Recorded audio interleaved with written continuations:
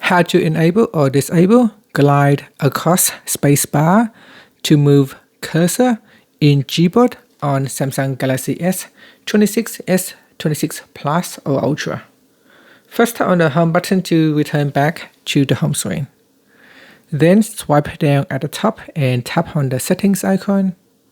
Now in settings, we then scroll down and tap on General Management.